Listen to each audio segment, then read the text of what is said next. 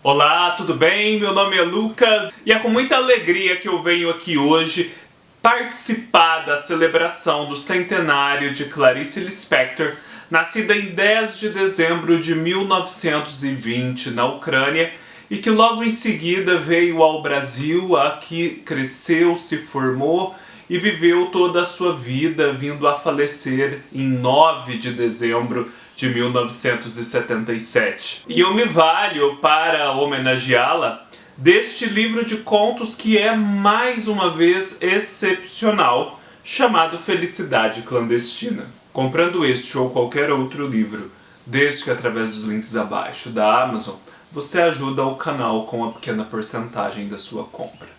Desde já eu agradeço a todos que têm ajudado. Clarice Lispector escreveu contos ao longo de toda a sua vida e há uma certa irregularidade na reunião desses contos sob títulos publicados por editoras e vendidos em livrarias, porque às vezes Clarice reunia esses contos num livro, depois por várias vicissitudes editoriais ela mudava de editora, reunia-os em outro livro, mudava o título de alguns, acrescentava outros, suprimia terceiros, de modo que às vezes é um pouco difícil a gente saber o que surgiu primeiro onde. Felicidade Clandestina é uma coletânea de contos que a Clarice reúne em 1971, portanto em sua vida, porém trazendo para dentro dela uma coletânea de contos anteriormente publicada em 1964 sob o título A Legião Estrangeira, ano que foi importantíssimo para Clarice, não só porque o país passava por grandes mudanças de regime político, como também porque a Clarice se consolidava cada vez mais na imprensa como uma mulher que tinha que ganhar a própria vida, e quando saiu o seu divórcio formal, que se iniciara em 1959.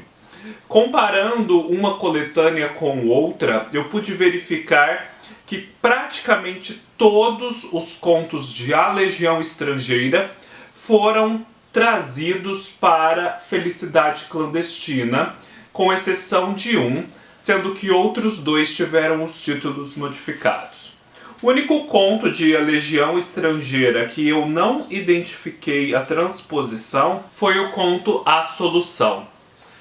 Clarice Lispector escrevia na imprensa e escrevia a princípio crônicas, mas em vários momentos ela dizia que o que ela escrevia, todos nós sabíamos, não era crônica de jeito nenhum, era uma outra coisa. E talvez também não era conto, era um outro gênero literário, ou um texto sem gênero literário algum, mas de valor literário inegável. Portanto, em A Felicidade Clandestina, nós vamos encontrar contos que se parecem crônicas e crônicas que se parecem contos, numa média que permite dizer que são todos contos e, portanto, integrá-los numa coletânea desse tipo. O Benjamin Moser, quando dá uma visão geral dos contos de Clarice Lispector nessa reunião aqui feita pela editora Rocco, vai falar algo muito interessante. Ele diz que a vida e a carreira de Clarice foram singulares na medida em que ela foi uma das primeiras mulheres escritoras no mundo a ter toda a sua vida retratada através da literatura. Porque a Clarice começou a escrever muito cedo, apesar do casamento e dos filhos, continuou a escrever. Depois do divórcio, depois da saída dos filhos de casa e por fim aproximando-se da sua morte em 1977. E a Clarice se colocava muito nos contos. Os contos são muito Clarice, Clarice são muito seus contos e também seus romances. E essa vida de adolescente que se desperta para o amor, de profissional, de mulher num casamento feliz, num casamento infeliz, mulher que tem filhos, mulher que tem que se virar por si só, sem a ajuda de um marido porque se divorciou, a mulher que envelhece. Tudo isso está contido na literatura e nos contos de Clarice Lispector.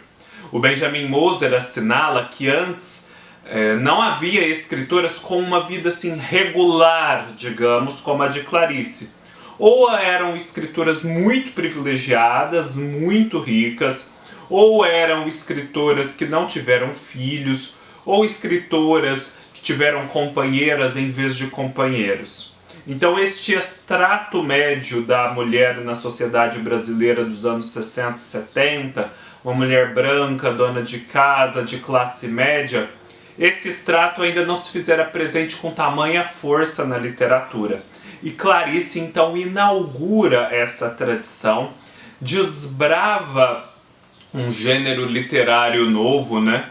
E com isso precisa criar uma linguagem nova para expressar o que até então não fora dito literariamente. Felicidade Clandestina é inaugurada por um conto que a própria pós-faciadora Marina Colasanti, que foi editora da Clarice no Jornal do Brasil, diz ser mais uma crônica do que um conto.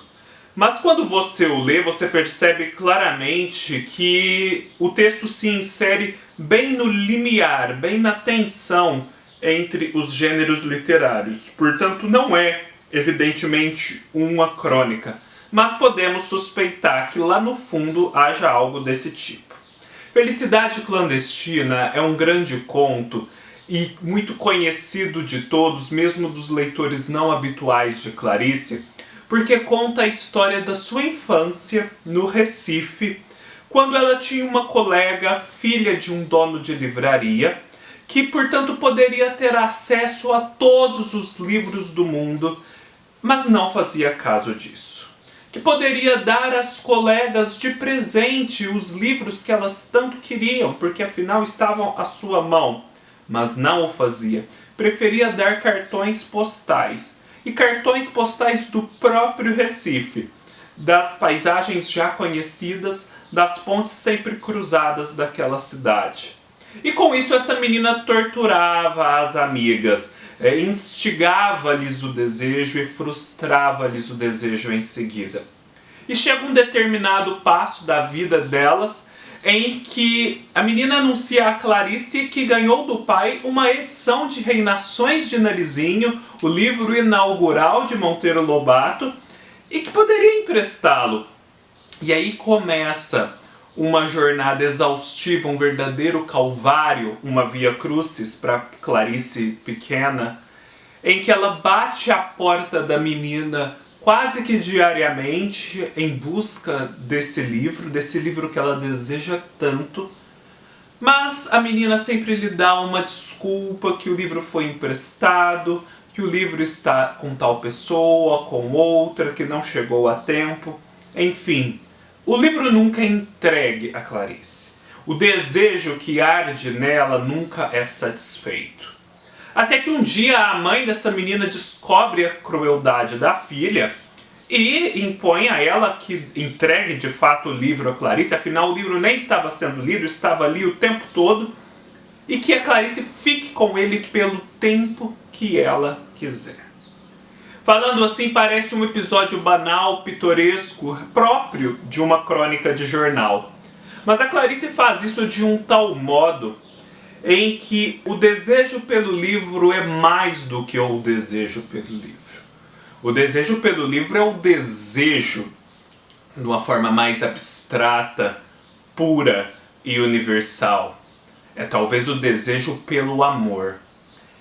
A frustração por não conseguir o objeto de desejo é a frustração própria da vida, em que há sempre tantas interdições ao sucesso, à realização, à felicidade. E finalmente a consumação do desejo, ter o objeto dos desejos na mão e saber lidar com aquilo, economizar a felicidade como se ela pudesse se extinguir, reparti-la, não usá-la, não sorvê-la de todo de uma só vez, diz respeito à consumação amorosa. Clarice, ao encontrar o livro Reinações de Narizinho, não encontra apenas um livro de infância. Ela encontra o seu amante. E ela, de menina, se torna mulher. Esse tipo de complexidade, de complexificação de situações banais, vai pautar firmemente tudo o que está aqui em Felicidade Clandestina, e é uma constante da obra de Clarice. Outra constante da obra de Clarice é a sua forte ligação com o mundo natural, com os animais e, sobretudo, com as galinhas. Aqui em Felicidade Clandestina, trazido de A Legião Estrangeira, temos o famosíssimo conto O Ovo e a Galinha. Conto que a própria Clarice Lispector, na sua última entrevista concedida à TV Cultura, meses antes da sua morte, confessava não entender até aquele dia. Com isso, ela não queria dizer que ela escrevera um disparate total e não sabia a que aquilo se referia. Mas sim que o conto era uma tentativa de se aproximar de um mistério, de uma dúvida, de um enigma. E que esse enigma que o conto retratava ainda hoje permanecia cerrado ao seu entendimento. Em O Ovo e a Galinha temos uma senhora, uma dona de casa, que está ali de manhã preparando os ovos e de repente vê na bancada um ovo.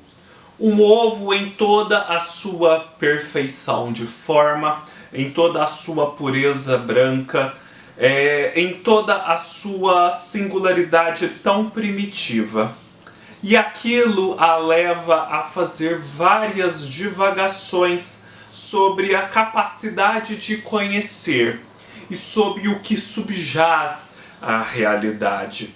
Porque ela diz que ao ver o ovo, ela vê o ovo de milênios e ao mesmo tempo ela não é capaz de ver o ovo, porque vê-lo é perder a capacidade de o enxergar. Ela vai fazendo então sucessivos paradoxos, jogo de palavras que não são gratuitos, para poder, assim, por um tateamento, conseguir um pouco mais de acesso ao mistério que aquele ovo representa. E o ovo representa o mistério dos inícios, daquilo que é mais essencial na humanidade, daquilo que talvez as palavras, ao dizê-lo, fazem com que se escape, porque não é acessível por palavras. Essa história de acessar o que não é acessível por palavras, de tatear no escuro, também é uma outra constante da literatura de Clarice Lispector. Uma outra constante das histórias de Clarice é o que é orgânico, o que é visceral, o que está nas entranhas do humano e dos seres. Não só a barata com a sua massa branca dentro, que é comida lá em A Paixão Segundo GH, um dos seus grandes romances, como também o próprio ato de comer, comer a fruta, comer o legume, comer o animal. Porque a Clarice, apesar dessa fascinação pelas galinhas, pelos animais, pelos ovos, também tem fascinação pelo comer a galinha, por essa fatalidade da vida, por esse ser tragado e tragar o outro. Isso aqui fica muito bem representado em Felicidade Clandestina, em A Repartição dos Pães, em que várias pessoas são obrigadas a uma refeição de família em comum num sábado. Ninguém quer estar ali, está por obrigação. Nisso já temos um retrato de uma situação que muitas vezes se repete e acontece socialmente. Porém, naquele dia, a dona de casa decide servir a eles um banquete. Não se sabe se ela fez de fato algo especial ou se eles tiveram naquele dia olhos mais abertos para a especialidade e o caráter magnífico do que ela sempre fazia. Mas ao lhe ser oferecido aquele banquete, eles se encontram, ainda que em silêncio, no ato comum de comer. E é lindo isso. E não é possível não traçar um paralelo com algo mais metafísico, como a Eucaristia, por exemplo, em que a comunhão se dá pela comida e bebida do próprio Deus no silêncio individual de cada um. A Clarice vai dizer aqui que há uma identificação entre esse ato e o amor. Mais especificamente, ela diz, ao final do conto, a última frase: pão é amor entre estranhos. Outro conto de especial beleza é o segundo conto do livro, chamado Uma Amizade Sincera, em que dois rapazes se encontram em determinada quadra da vida e entre eles se estabelece uma ligação muito profunda, uma comunhão de almas muito profunda. E aí então a sua amizade vai se desenvolvendo, o querer estar perto, o querer conviver, até que em determinado ponto eles percebem, e nada assim objetivamente anuncia isso, mas eles percebem em sua subjetividade que aquele será o último momento dos dois juntos, a última vez em que se encontrarão, que ali se encerra aquela amizade. E é uma reflexão muito propícia esta, porque com isso a Clarice parece querer dizer que o encontro de duas pessoas, a comunhão entre elas, para ser genuína, para durar na eternidade, ainda que sob a forma de memória, ela não precisa necessariamente se estender ao longo do arco da vida de todos os envolvidos. Pode ser que ela tenha sido destinada justamente a durar no tempo. E não será menos legítima, não será menos genuína por conta disso. Outro conto excelente que eu fiquei bastante tocado por ele é um conto intitulado As Águas do Mundo, em que temos uma mulher e o mar frio, a praia está deserta, e a mulher então paulatinamente vai entrando no mar e se entregando àquele líquido de vida que jorra, que é voraz, que a preenche, que é primitivo. É obviamente uma metáfora, uma alegoria, como queiram, para o relacionamento com um homem. Mas é tudo feito de forma tão bonita e tão significativa que a relação com a natureza não deve ser vista apenas como uma metáfora, né? Como um trampolim para um outro pensamento, uma outra cena. Ela é também objeto de interesse. Essa ligação que há na vida entre a mulher, entre o humano e o natural. Enfim, pessoal, Felicidade Clandestina é uma seleta de contos da Clarice que, assim como Laços de Família, não tem muitos erros. Praticamente todos os contos são excelentes, e os contos que não conseguimos acessar de imediato pressentimos que numa releitura futura se abrirão para nós.